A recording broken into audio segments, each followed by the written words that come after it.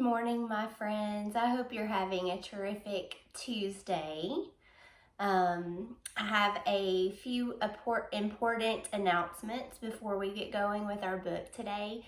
First of all, I'm so excited about our Zoom at noon. I'm having my homerooms tomorrow on Wednesday, and I'm having Miss King's homeroom on Thursday, both at noon. And I will send out the directions here shortly to let you know everything you need to know about how to log on to Zoom if you've never used that before.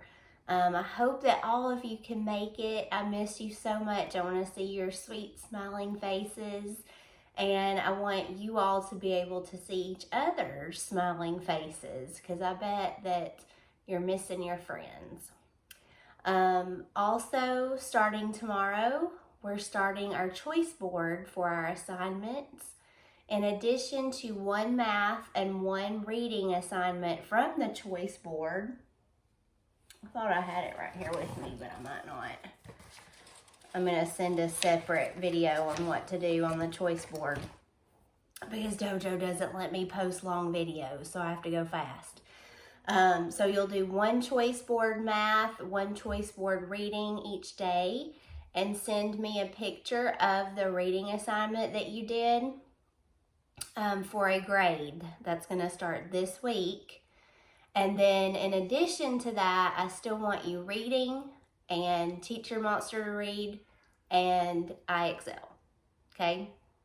Keep up the good work, my friends. And then we're off all next week to do whatever we want for spring break.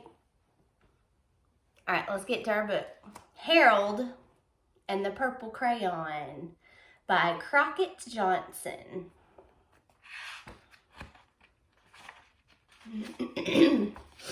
One evening, after thinking it over for some time, Harold decided to go for a walk in the moonlight.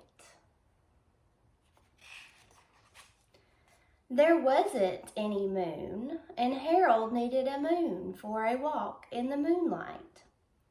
And he needed something to walk on.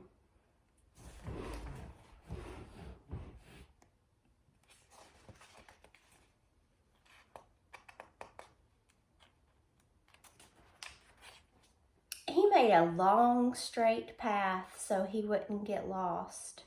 And he set off on his walk, taking his big purple crayon with him.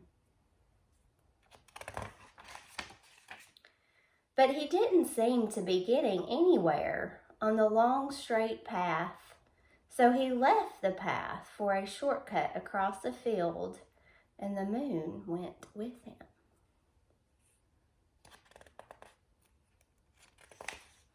The shortcut led right to where Harold thought a forest ought to be. He didn't want to get lost in the woods, so he made a very small forest with just one tree in it. It turned out to be an apple tree. The apples would be very tasty, Harold thought, when they got red. So he put a frightened dragon under the tree to guard the apples. He put a frightening dragon under the tree to guard the apples. It was a terribly frightening dragon.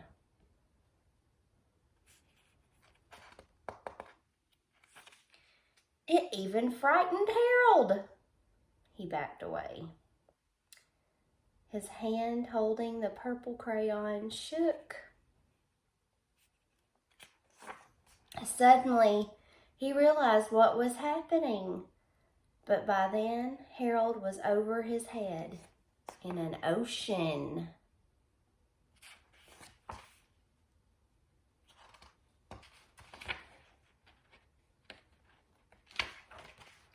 He came up thinking fast, and in no time he was climbing aboard a trim little boat. He quickly set sail, and the moon sailed along with him. After he had sailed long enough, Harold made land without much trouble.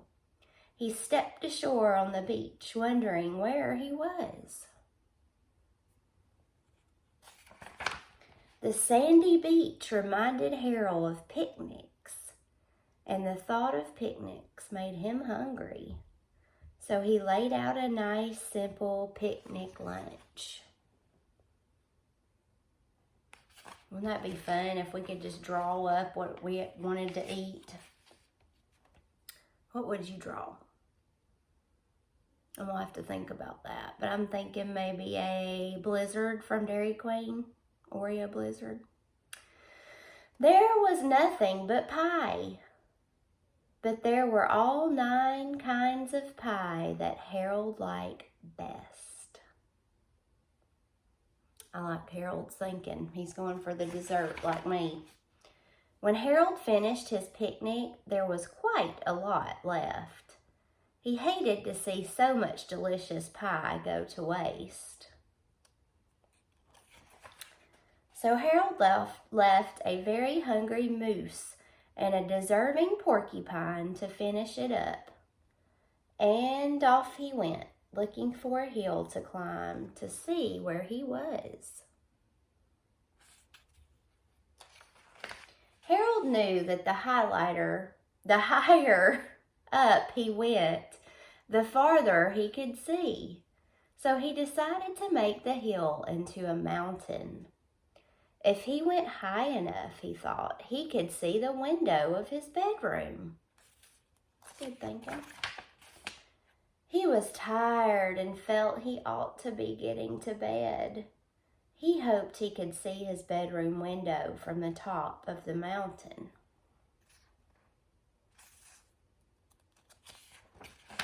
But as he looked down over the other side, he slipped. And there wasn't any other side of the mountain. He was falling in thin air. But luckily, he kept his wits and his purple crayon. What does kept his wits mean? He stayed brave. He didn't panic.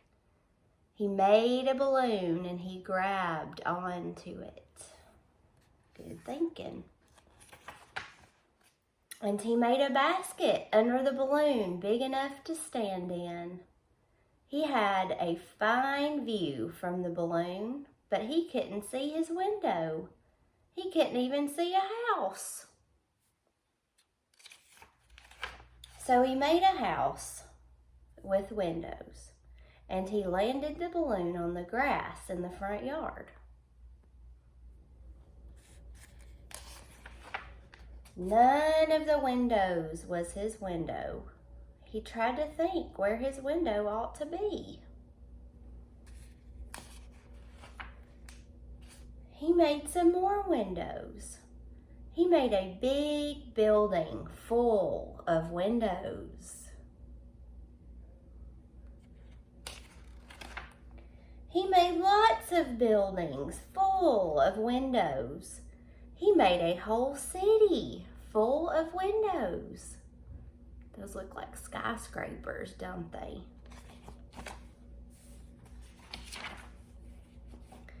But none of the windows was his window.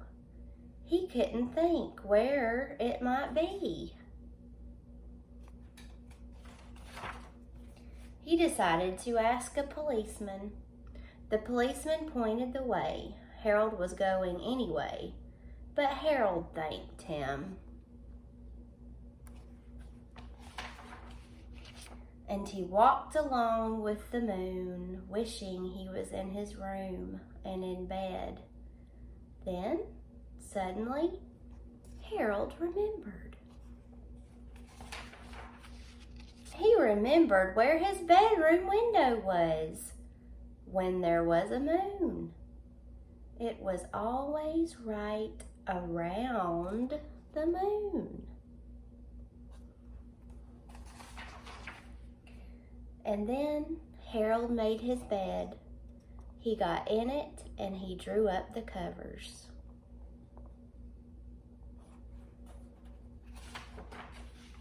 The purple crayon dropped on the floor and Harold dropped off to sleep. So if you're having a hard time coming up with things to keep yourself busy at home during all this time at home, don't forget you can always use your imagination. And then you can go and be and eat whatever you want to, right? Just like Harold did. I'll see you guys again soon, and hopefully I'll see all of your cute little faces this week. All right, have a great day. Bye.